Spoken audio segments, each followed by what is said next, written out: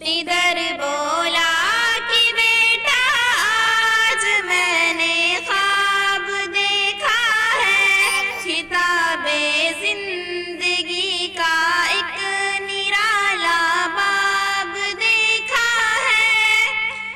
یہ دیکھا ہے کہ میں خود آپ تجھ کو ذبح کرتا ہوں، خدا کے نام سے تیرے لہو میں ہاتھ بھرتا ہوں۔ شہادت مند بیٹا جھک گیا فرمان باری پر، زمین و آسماں حیران تھے اس طاعت گزاری پر۔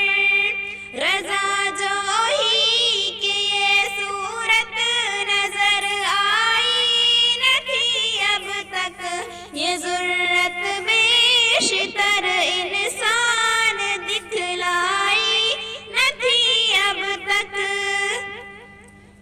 کہا فرزند نے باپ اسماعیل صابر ہے، خدا کے حکم سے بندہ بھائے تعمیر حاضر ہے، مگر آنکھوں پہ اپنی آپ پٹی باندھ لیجیے گا، میرے ہاتھوں میں اور پیروں میں رسی باندھ دیجیے گا، مبادا آپ کو صورت کہ میری رحم آ جائے، مبادا میں تڑپ کر چھوٹ جاؤں ہاتھ تھرائے۔ پسر کی بات سن کر باپ نے تعریف فرمائی کہ رسی اور پٹی باندھنی ان کو پسند آئی۔ ادھر تھا مطمئن بیٹے کے چہرے پر بہائی تھی، چھری حلقوم اسماعیل پر چلنے ہی والی تھی۔ مسیحت کا مگر دریائے رحمت جوش میں آیا کہ اسماعیل کا ایک رو گھٹا کٹنے نہیں پایا۔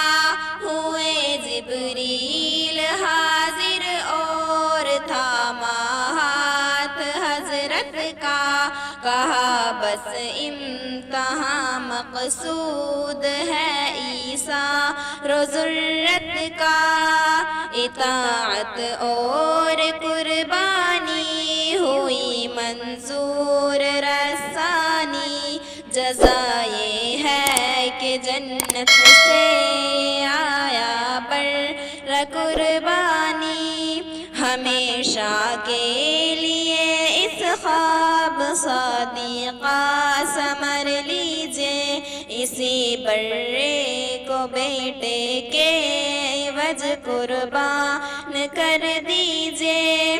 خطاب اسی دن سے اسماعیل نے پایا ذبیح اللہ، خدا نے خود یہ ان کے حق میں فرمایا ذبیح اللہ، ذبیح اللہ، ذبیح اللہ، ذبیح اللہ، ذبیح اللہ، ذبیح اللہ، ذبیح اللہ۔